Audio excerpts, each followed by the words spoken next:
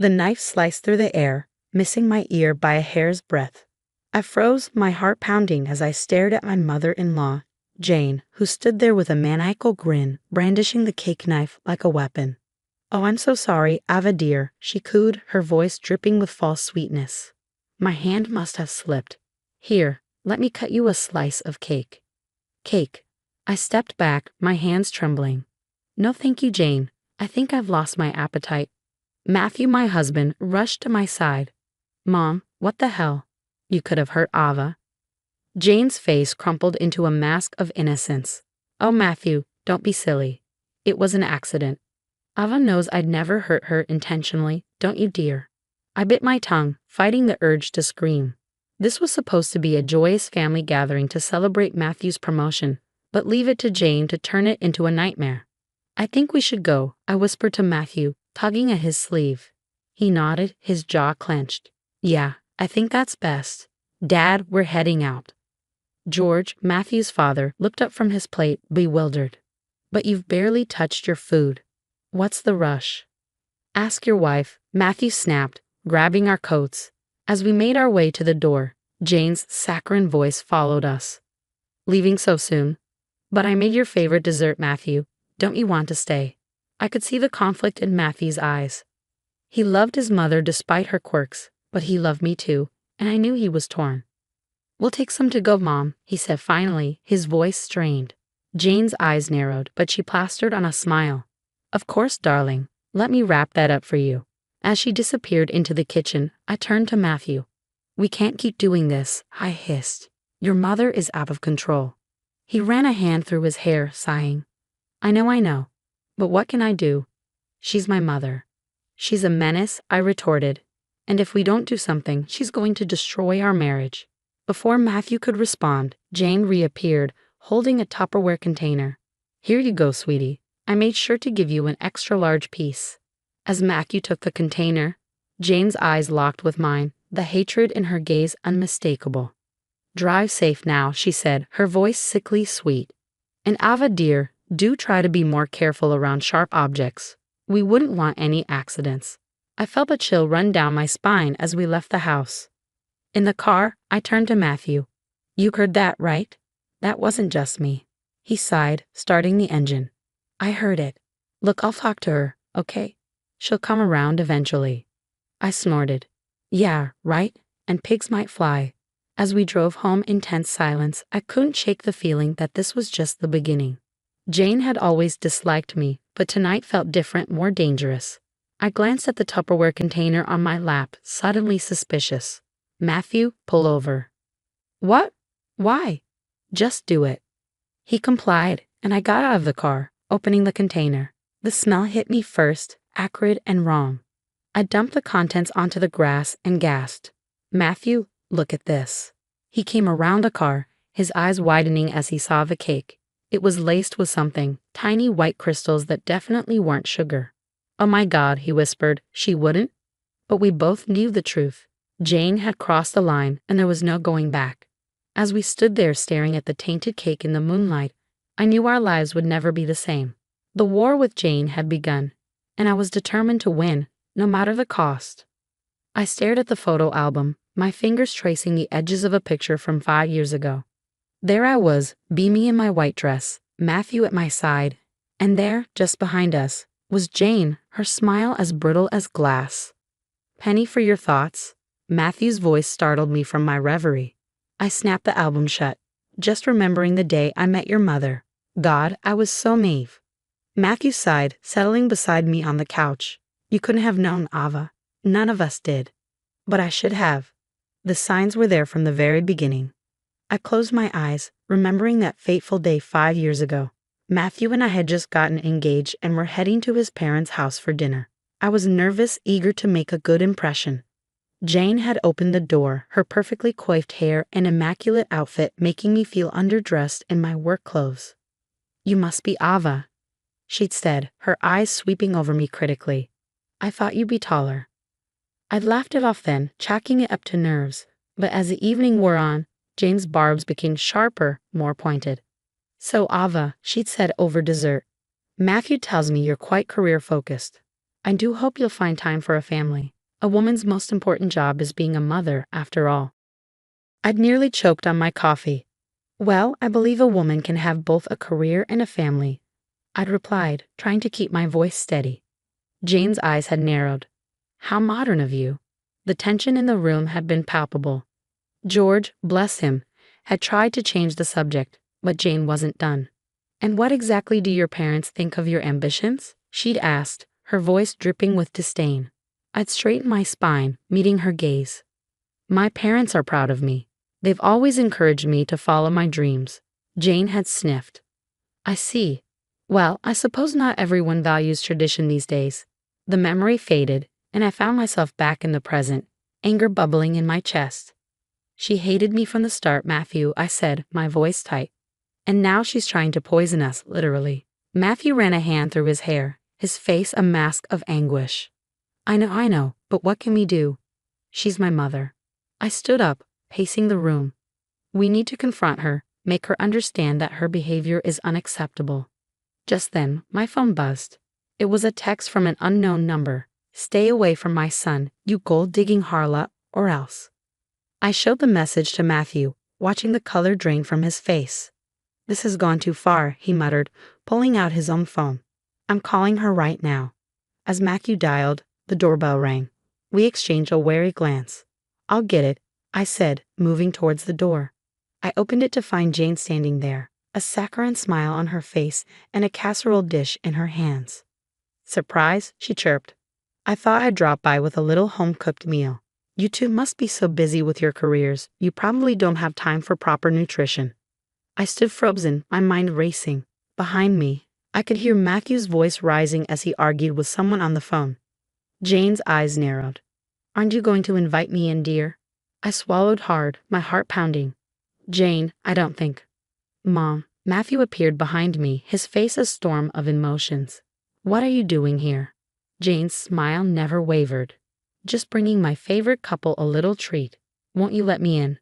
I glanced at the casserole dish, remembering the tainted cake. My stomach churned. Actually, Jane, I said, finding my voice at last, we need to talk about boundaries, respect, and your recent actions. Jane's smile faltered for a moment before returning, brighter and more menacing than ever. Oh, Ava, she purred, pushing past me into the house. I think it's high time we had a little chat, indeed. As the door closed behind her, I caught Matthew's eye. The look we shared was clear. This confrontation was long overdue, and there was no telling how it would end. I never thought I'd dread checking my mailbox, but here I was, heart pounding as I reached for the stack of envelopes. Bills, junk mail, and there it was, another pink envelope reeking of Jane's cloying perfume. With trembling hands, I tore it open. Inside was a cutesy card with kittens on the front. The message inside made my blood run cold. Tick-tock, dear. Your biological clock is running out. Matthew deserves a real family. I crumpled the card, fury rising in my chest. This was the third one this week. Jane's campaign of psychological warfare was relentless. As I stormed back to the house, I nearly collided with our neighbor, Mrs. Simmons. Oh, Ava, she exclaimed, her eyes narrowing. I was just coming to see you. I forced a smile. Hi, Mrs. Simmons. What can I do for you? She pursed her lips. Well, I couldn't help but notice that poor Jane has been looking after your garden lately. It's so kind of her, considering her health issues. I blinked, confused. I'm sorry, what? Mrs. Simmons tutted. Don't play dumb, dear. Jane told us all about how you've been neglecting her, refusing to help with her doctor's appointments, and ignoring her calls. It's shameful, really, she declared. My jaw dropped. That's not true at all. Jane has been. Save your excuses, Mrs. Simmons cut me off. We all know the truth. You're too wrapped up in your career to care about family. No wonder you haven't given Matthew children yet. She turned on her heel and marched away, leaving me stunned and humiliated on my own doorstep. Inside, I found Matthew at the kitchen table, his head in his hands. Matt, I said softly, what's wrong? He looked up, his eyes red-rimmed. My boss called. Apparently, someone's been sending anonymous emails to the company claiming I'm unstable and unfit for my position. They're considering letting me go. My heart sank. Oh, Matt, I'm so sorry. Do you think? He nodded grimly. It has to be her. Who else would do this? I sank into the chair beside him, my mind reeling. She's destroying our lives, Matt. The neighbors think I'm neglecting her. She's trying to get you fired. What's next? Matthew reached for my hand. We need to confront her together. This has to stop. Just then, my phone buzzed. It was a text from an unknown number. Check your email, sweetheart. You might find something interesting. With a sense of dread, I opened my inbox. There, in bold letters, was a message from my company's HR department regarding your resignation. No, I whispered, my voice breaking. She didn't. Matthew peered over my shoulder, his face darkening. She faked your resignation. That's it. We're going over there right now. As we grabbed our keys and headed for the door, it burst open. There stood Jane, her face a mask of concern. Oh, my dears, she cried. I came as soon as I heard. Ava, losing your job like that, and Matthew, those terrible rumors at work. You poor things must be devastated. I stared at her, speechless with rage. How dare she stand there pretending to care when she was the cause of all this misery? Matthew stepped forward, his voice low and dangerous. Cut the act, Mom. We know what you've been doing. Jane's eyes widened in feigned innocence. What on earth do you mean, sweetheart? I'm only here to help. Help? I exploded. You call this helping? You've been trying to ruin our lives. Jane's facade cracked for a moment, a flash of malice in her eyes. I'm only doing what's best for my son. He deserves better than you. The tension in the room was palpable. Matthew stood between us, torn between the woman he loved and the mother who raised him. Enough, he said finally. This ends now. We're going to sit down and hash this out once and for all. As we moved to the living room, the air thick with unspoken accusations, I couldn't shake the feeling that this confrontation would change everything. For better or worse, our family would never be the same after today. The Christmas tree lights twinkled mockingly as I stood in the corner of Jane and George's living room, clutching my glass of wine like a lifeline. The annual family gathering had barely begun, and already I felt like I was suffocating. More eggnog, anyone? Jane's saccharine voice cut through the forced cheer, her eyes locked onto mine with a predatory gleam. Ava dear, you're not drinking. Surely you're not expecting. The room fell silent. I felt the weight of everyone's stares, especially Matthew's. We'd been trying for a baby for months with no success. It was a sore point, one Jane loved to prod. No, Jane, I said, my voice tight, just watching my alcohol intake. Such a shame, she continued. You know, at your age, every month counts, tick-tock, as they say. I saw Matthew tense, ready to intervene, but I shook my head slightly. I wouldn't let her bait me, not today. As the evening wore on, Jane's barbs became sharper, more frequent. She regaled the family with stories of Matthew's childhood, pointedly mentioning how she'd given up her career to raise him. Of course, some women prefer their jobs to family, she said, her gaze boring into me. I suppose that's why some never become mothers. That was it. I slammed my glass down, wine sloshing over the rim. Enough, Jane. Just say what you really mean. The room went deadly quiet. Jane's eyes widened in fox innocence. Whatever do you mean, Ava? You think I'm a failure as a wife because I work, because I haven't given you grandchildren yet? Well, guess what? My worth isn't determined by my ability to procreate. Jane's mask slipped, revealing the spite beneath. No, your worth is determined by how you treat family, and you, my dear, are sorely lacking. Mom, Matthew interjected, but Jane was on a roll. You've torn this family apart, she hissed, with your selfish career ambitions and your inability to give Matthew children. He deserves better. I felt like I'd been slapped. Tears pricked my eyes as I looked around the room. George stared at his feet, avoiding conflict as usual. Matthew's cousins whispered among themselves, and Matthew just stood there frozen. In that moment, I'd never felt more alone. You want to know why we don't have kids yet, Jane? I said, my voice shaking. Because every doctor we've seen says the stress in our lives is affecting our fertility. And you know what the biggest source of that stress is? You. Gasps echoed around the room. Jane's face turned an alarming shade of red. How dare you blame me for your shortcomings? To confront her, ChatGPT, she shrieked. Matthew, are you going to let her speak to me like this? All eyes turned to Matthew. This was it, the moment he had to choose, his wife or his mother. But Matthew remained silent, his face a mask of anguish. And in his silence, I heard everything I needed to know. "Merry Christmas, everyone," I said quietly, grabbing my coat. "I think it's best if I go." As I walked out into the cold night air, I heard footsteps behind me. I turned, half hoping to see Matthew. Instead, it was George. "Ava, wait," he said, his voice gentle. "I'm so sorry. What Jane said. It wasn't right." I smiled sadly. "But you didn't stop her, did you, George?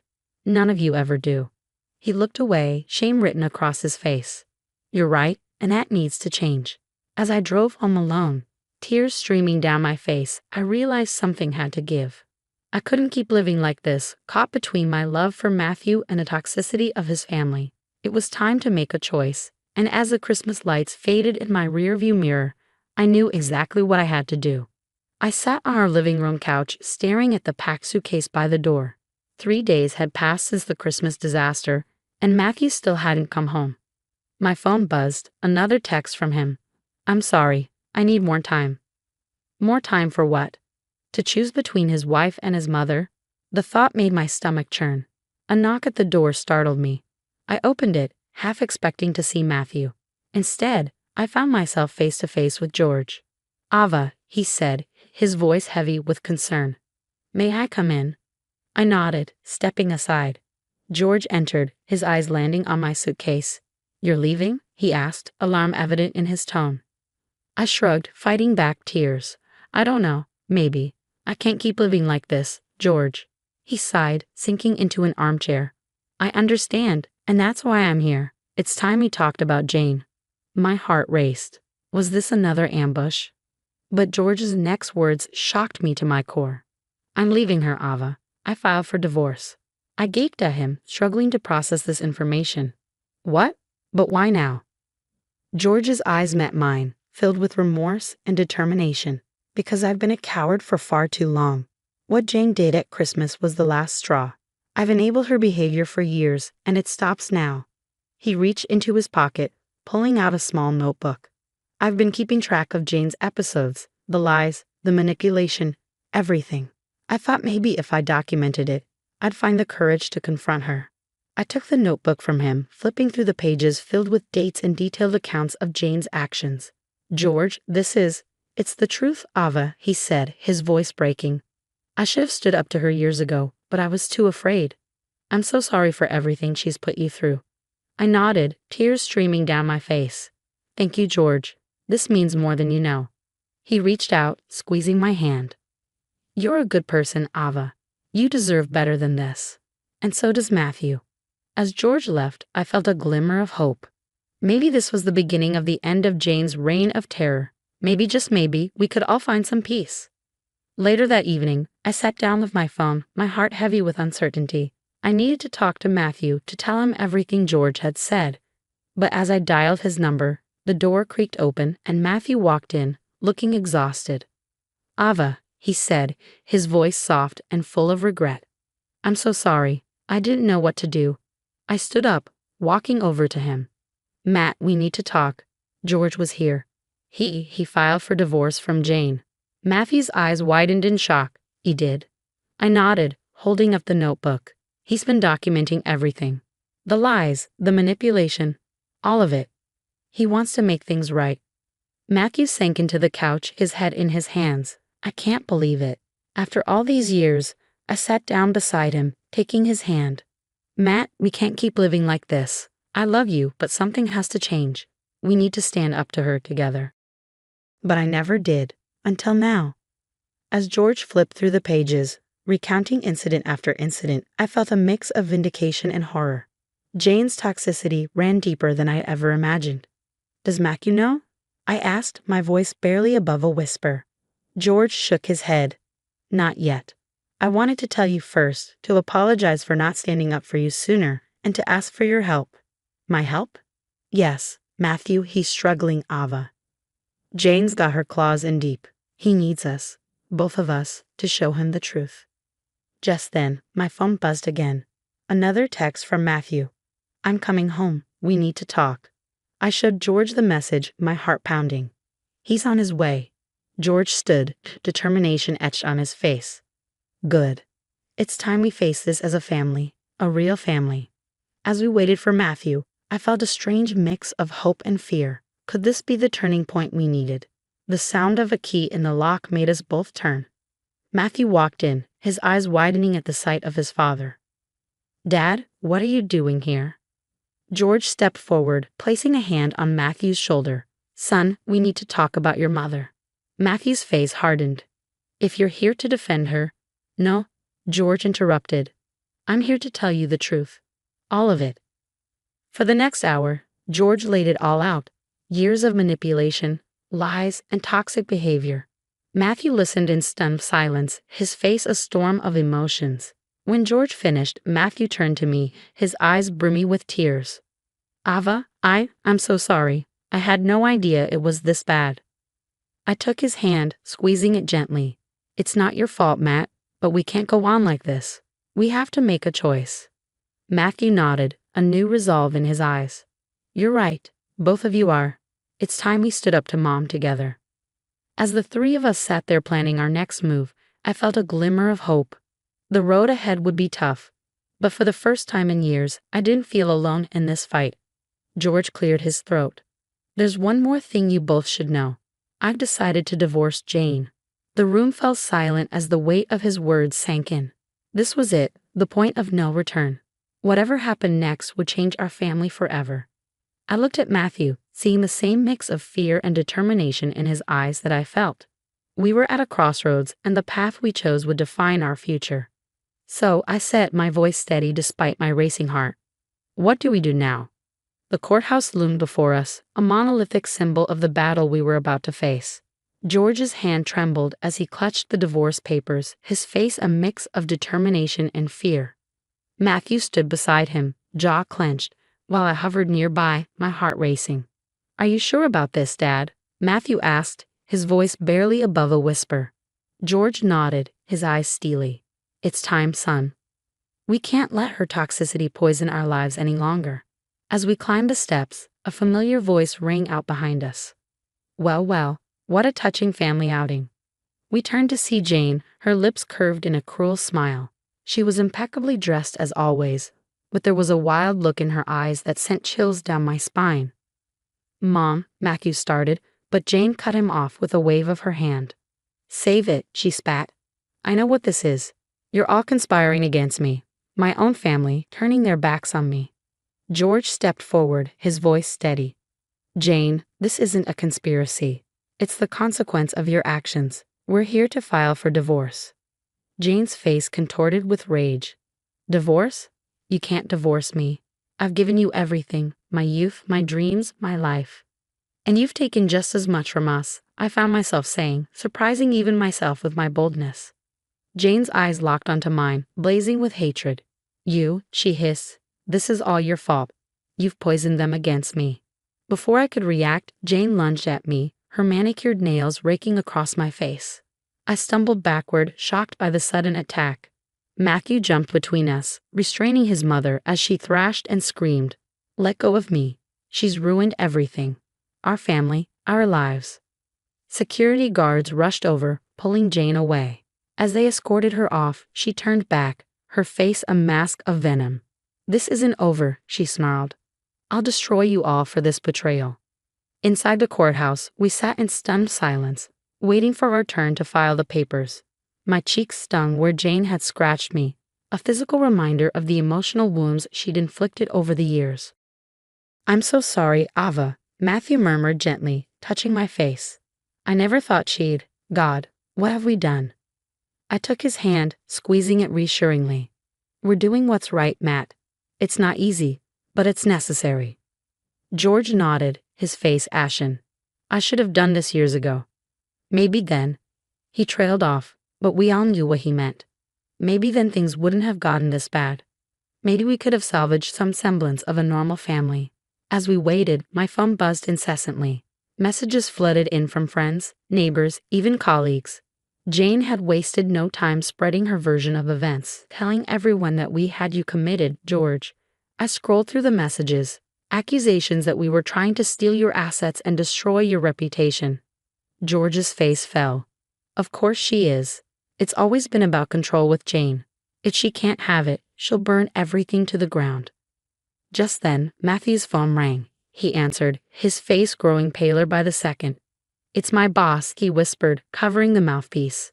"Jane's called the company, claiming I'm having a mental breakdown and need to be placed on leave." I felt the walls closing in. Jane's web of lies and manipulation was spreading, threatening to unravel everything we'd worked for. Our careers, our reputations, our very lives were hanging in the balance. As Matthew argued with his boss, trying to explain the situation, I caught George's eye. The same thought passed between us. How far would Jane go in her quest for revenge?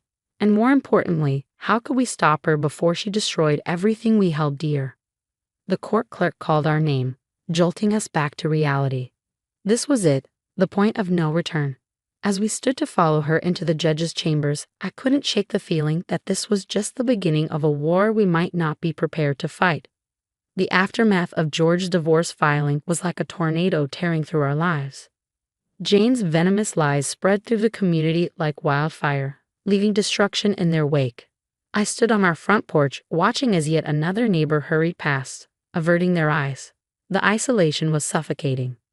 George's voice called from inside, "You need to see this." I rushed back in to find George and Matthew huddled around a laptop. On the screen was a local community forum, ablaze with posts about us. "She's telling everyone I'm abusive," Matthew said, his voice cracking. "That I've been manipulating Dad into the divorce, that we're after his money." I felt the ground shift beneath my feet. This is insane. We have to do something. George nodded, a determined glint in his eye. "I've been making some calls. It's time we fought back." Over the next few days, George became a man possessed. He went door to door, speaking to neighbors and showing them his notebook of Jane's misdeeds. I watched in awe as he transformed from the passive man I'd known into a fierce defender of the truth. But Jane wasn't going down without a fight. As George made headway with the neighbors, she upped her game. Suddenly, she was everywhere. At the grocery store, the park, even outside my office, always playing the part of the frail, wronged woman. "Did you see her at the pharmacy?" Mrs. Simmons cornered me one afternoon. Poor dear could barely walk. "Are you sure you're not being too harsh on her?" I bit back a scream of frustration. "Mrs. Simmons, it's all an act. Jane is." Now, she cut me off. "I know you're going through a rough patch, but let's not say things we can't take back."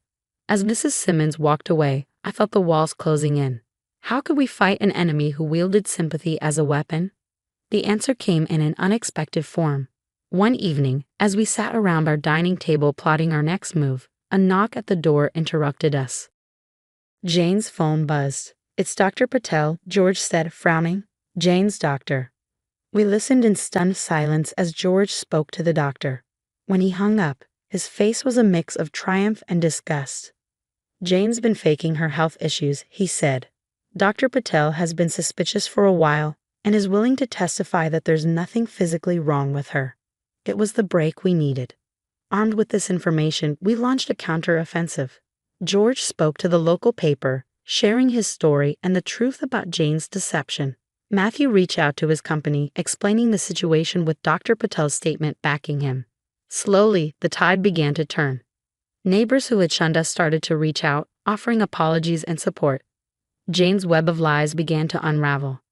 But just as we thought we were gaining ground, disaster struck. I woke up one morning to find our front yard filled with news vans and reporters. "Ava," Matthew called from the living room. "You need to see this." On the TV, Jane stood before a sea of microphones, tears streaming down her face. "My own family," she sobbed. "They've turned against me all because I dared to speak the truth about their greed and manipulation." My heart sank as I watched the sympathetic nods of the reporters. Jane had taken her performance to a national stage. As the doorbell began to ring incessantly with reporters clamoring for our side of the story, I felt a wave of despair wash over me. How could we possibly fight this? Our private family drama had become a public spectacle, and Jane was playing the role of the victim to perfection. Matthew turned to me, his face pale. "What do we do now?" I looked from him to George, both men looking more defeated than I'd ever seen them. This was it, the moment that would define our future. We could either crumble under the pressure or stand up and fight. Taking a deep breath, I squared my shoulders. "We tell our story," I said, my voice steadier than I felt. "All of it. No more hiding, no more shame." It's time the world knew the truth about Jane. As I reached for the door, ready to face the media storm outside, I silently prayed we were making the right choice. Because if this didn't work, we'd be giving Jane exactly what she wanted: our complete and utter destruction. The courtroom fell silent as Jane took the stand, her face a mask of practiced sorrow. I gripped Matthew's hand tightly, my heart pounding. This was it, the moment that would decide everything. "Mrs. Thompson," our lawyer began, "can you explain why you've been spreading false information about your family?" Jane's eyes welled with tears. "I've only ever told the truth. My family has abandoned me, left me to suffer alone." I felt a surge of anger, but before I could react, our lawyer produced a familiar notebook, George's meticulous record of Jane's behavior. "Your Honor," he said, "I'd like to present evidence of Mrs. Thompson's long history of manipulation and deceit." As our lawyer read excerpt after damning excerpt, I watched Jane's facade crumble. Her eyes darted around the courtroom, searching for sympathy but finding none. Then came the coup de grace. Dr. Patel's testimony. He calmly explained how Jane had fabricated her health issues, using them to garner sympathy and control her family. In my professional opinion, Dr. Patel concluded, Mrs. Thompson is in perfect health. Her claims of debilitating illness are entirely false. A murmur rippled through the courtroom. Jane's face contorted with rage, her mask finally slipping completely. "You ungrateful wretches," she shrieked, pointing at us. "After everything I've done for you?" As security restrained her, I felt a weight lift from my shoulders. The truth was out, and Jane could no longer hide behind her lies. The judge's ruling was swift and decisive. Jane was ordered to cease all contact with us, and George's divorce was finalized. As we left the courthouse, a crowd of reporters waited. "Mr. and Mrs. Thompson," one called out, "how do you feel about the verdict?" I looked at Matthew and George, seeing my own mix of relief and sadness mirrored in their eyes. Taking a deep breath, I stepped forward. "We're relieved that the truth has come to light," I said, my voice steady. "But more than that, we're hopeful that we can now move forward and heal as a family." In the weeks that followed, life slowly began to return to normal. Our neighbors, once wary, now greeted us warmly. Matthew's company, satisfied with the court's findings, welcomed him back with open arms. But the biggest surprise came on a quiet Sunday morning. As Matthew and I sat at the breakfast table, I felt a sudden wave of nausea. "Ava," Matthew's voice was concerned, "are you okay?" I looked up at him, a smile spreading across my face as realization dawned. "Matthew, I think I'm pregnant." The joy that filled our home that day was indescribable. When we shared the news with George, his eyes filled with happy tears. "Life finds a way," he said, hugging us both, even in the darkest times. As I stood there surrounded by the love of my family, I realized something profound. The ordeal with Jane, as painful as it had been, had made us stronger. We had faced the storm together and come out the other side, battered but unbroken. Months later, as I held our newborn daughter in my arms with Matthew and George by my side, I felt a sense of peace I'd never known before.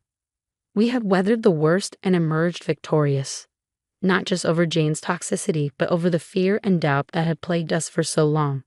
"Welcome to the world, little one," I whispered, kissing her forehead. "You're born into a family that knows the true meaning of love and loyalty." Matthew squeezed my shoulder, his eyes shining with pride and love. "We've come so far," he murmured. George nodded, gently touching his granddaughter's cheek. "And we have so much to look forward to." As I gazed at my daughter's innocent face, I made a silent promise. She would grow up knowing only love and support, free from the toxic influences that had nearly torn us apart. We had broken the cycle and in doing so, given her the greatest gift of all, a family built on trust, respect, and unconditional love. The road ahead wouldn't always be easy, but I knew we could face anything as long as we stood together. We had weathered the storm, and now, at last, we could bask in the sunlight of a brighter tomorrow.